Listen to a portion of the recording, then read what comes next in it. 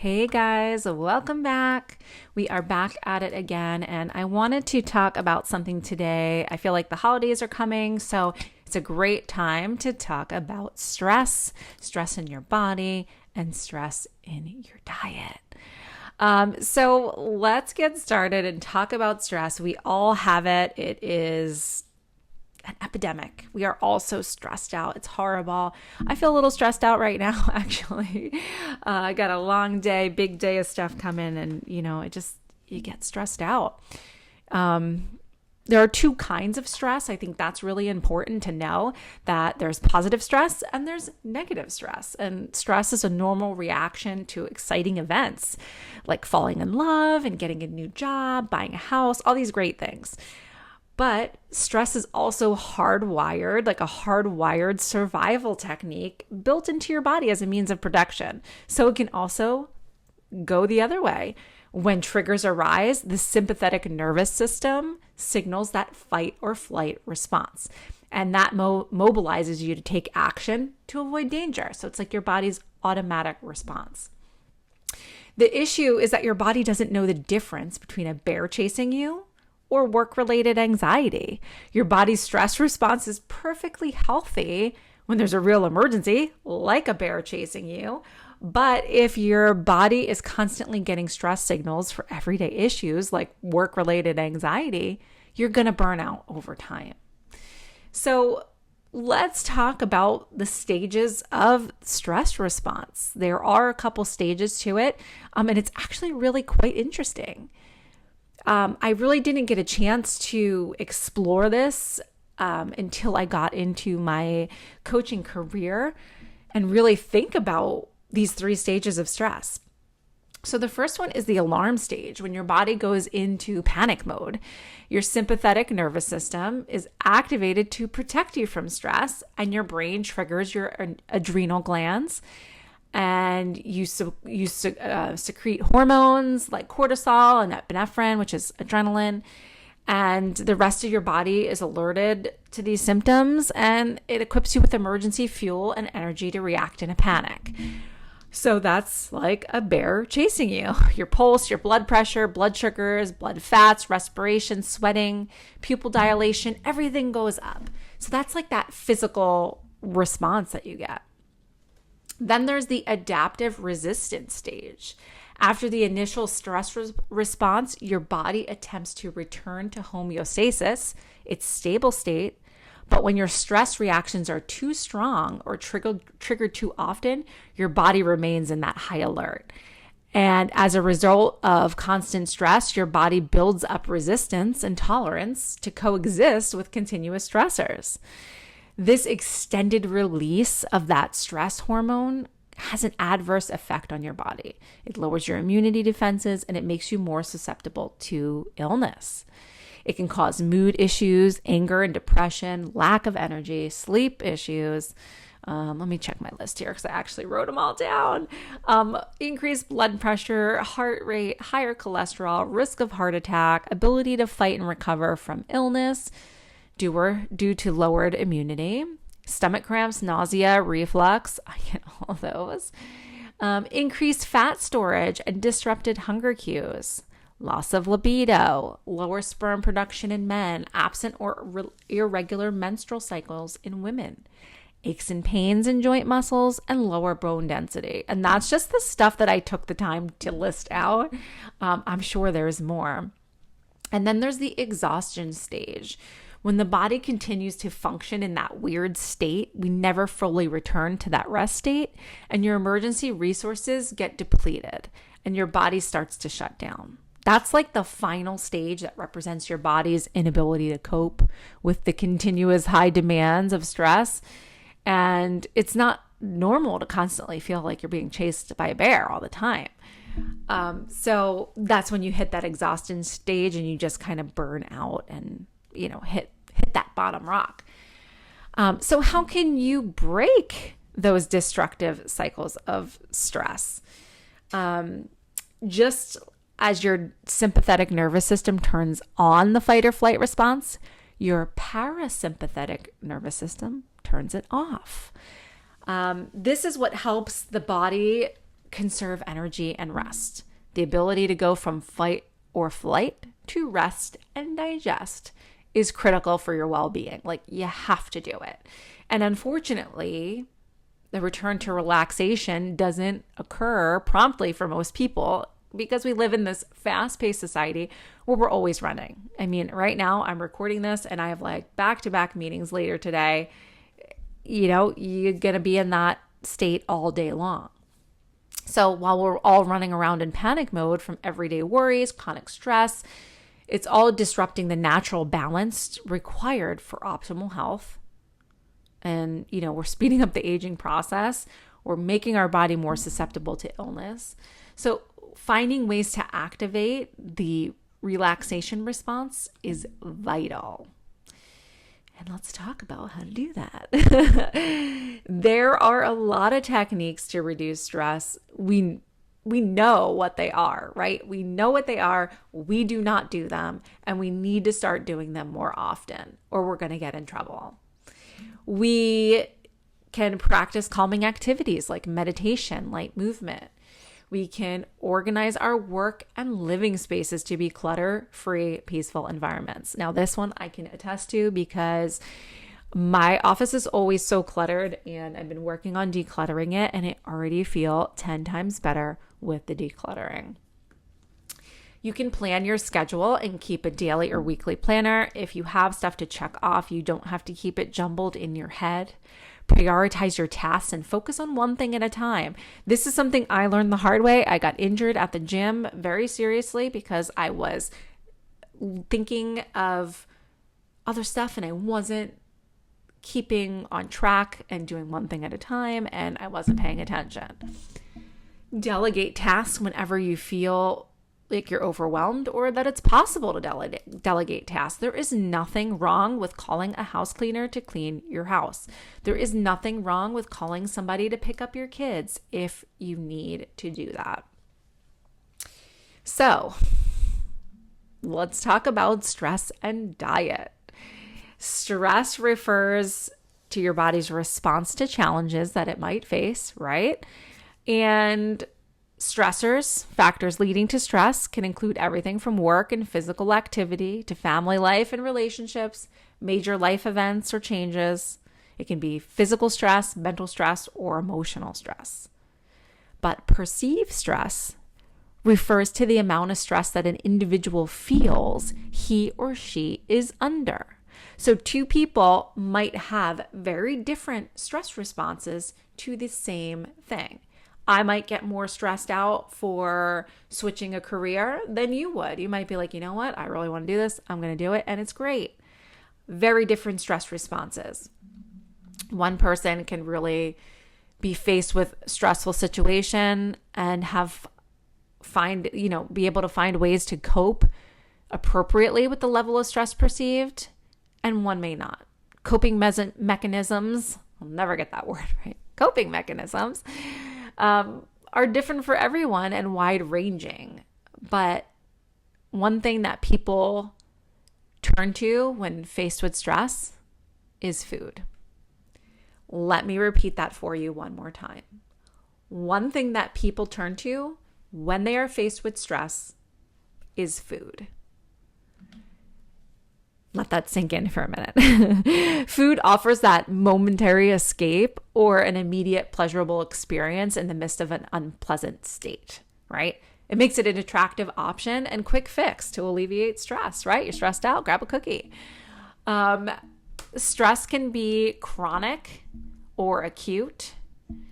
I think we all know what those mean, but I'll just read the definitions for you. Acute stress refers to the stress we experience for a brief amount of time.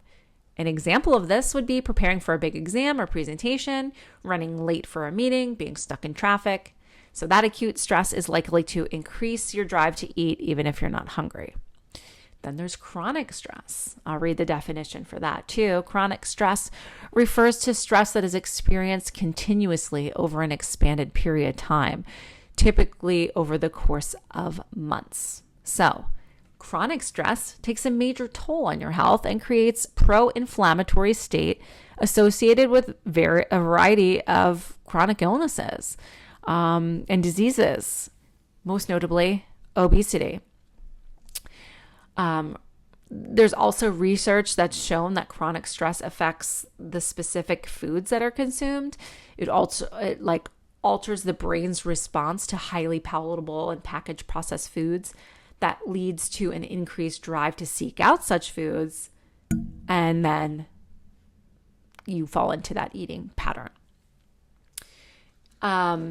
A small amount of stress could actually be beneficial. It does help increase our focus and tap into motivation, but that's not the kind of stress we're talking about to accomplish a difficult task. When stress becomes overwhelming and constant, on the other hand, it affects your health, your emotional state. It will affect your diet. So during times of mild stress, people often drive to eat more, and that's where the problem lies. During extreme stress, like a major life-changing or traumatic event, people may have less desire to eat, and that's also a problem. But once again, the degree to which stress is perceived will make a big difference in regards to someone's eating behavior.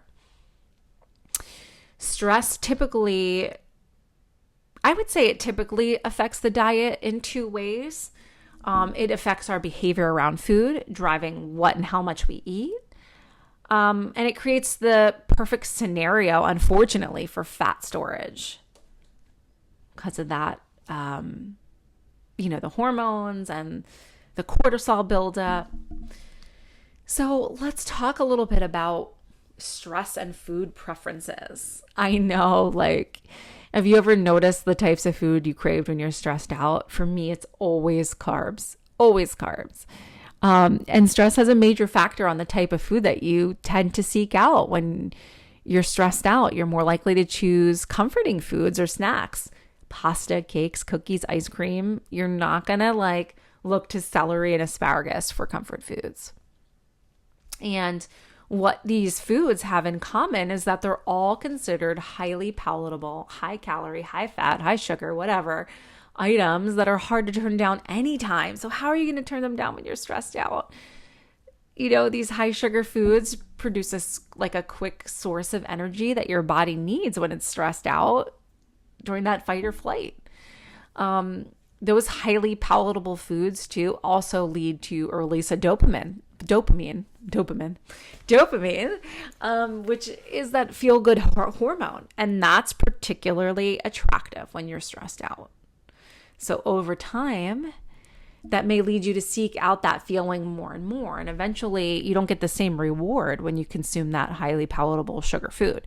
Have you ever taken a break from sugar and then you go back and you eat a Twizzler or something and you're like, holy crap, that's so sweet. How did I ever eat that?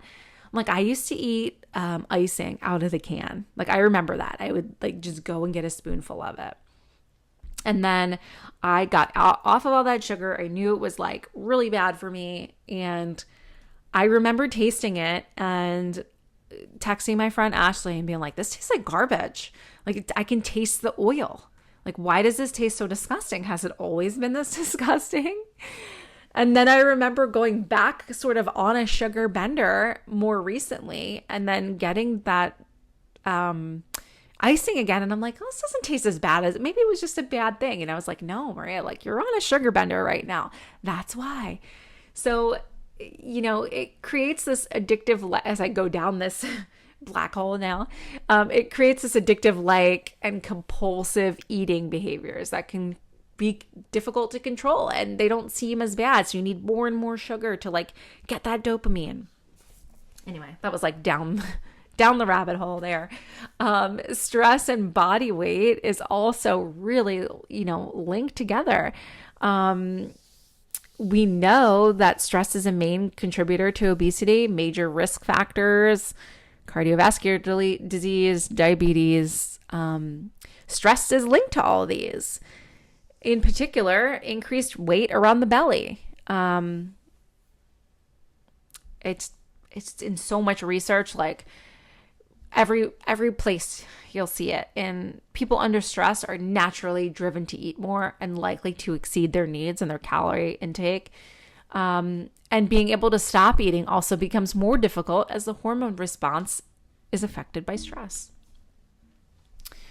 So we really have to reduce the stress impact on our diet. And stress management may naturally help support a more nutritious diet. It's likely to reduce the instances that one is driving to consume high calorie or high sugar foods. And it might help balance your hormones related to appetite.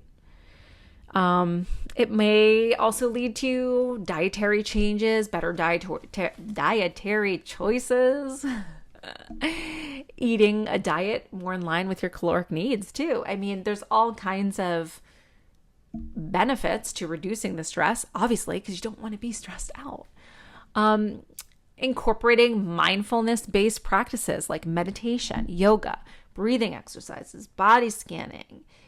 You could even, I mean, it doesn't even have to be this stuff. You could call a friend, take a walk, do some jumping jacks, get like that release of endorphins in your body. Because highly palatable foods may provide a form of short-term relief for some. But if the stressor isn't addressed too, let's talk about that. Preferences for these foods may strengthen, your risk of going off your diet or, going over those calories are increased. And we're not even talking about calorie counting at this point, when you're like eating a bag of cookies. So we have to remember to go back to that root cause.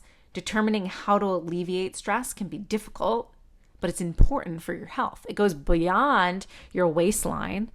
It increases your longevity, health, and happiness. You got to get that stressor under control. So figuring out too, like what's going on in your life that's giving you stress. Is it your job? Like you can't quit your job. Could you talk to your manager? Could you delegate some things at work? What can you do to make it easier on yourself? So that's all I got today. That was like, I just wanted to talk about that because I've been stressed out. I think everybody's been stressed out. It's like that time of the year you get stressed out. And it's really important to talk about stress and how it affects the diet. Everyone always comes to me and says, Maria, tell me what to eat. Tell me what to eat. Tell me what to do and I'll do it. And I'm like, hey, I can tell you what to eat. But if you're not A, moving, B, sleeping, and C, if you've got crazy stress and you're always like up and down roller coaster emotions, what you eat does not matter because you're going to either go on that craving and have, a sugar bender or, your hormones are still going to be released. You're going to store that cortisol. All these crazy things are going to start happening. It's just, you need to get that under control. And that's always my first answer. Like, how do you sleep? Are you moving? Do you have stress? And everyone always looks at me like I'm crazy until they fix it and realize that it is a major contributing factor to their overall wellness. So that's all I got. That's like my mini rant for the day. I'm going to go read a book and have some relaxation before my crazy day starts. It's literally like not even 10:30 yet, and I've already done 64 things. Thanks for tuning in as always. I love to hear from you guys. I love the messages. I'm so appreciative to all of you for listening and sharing this podcast. If there's anything that you want me to cover, just reach out and send me a message. All right, guys. Love you. Keep that stress down. Bye.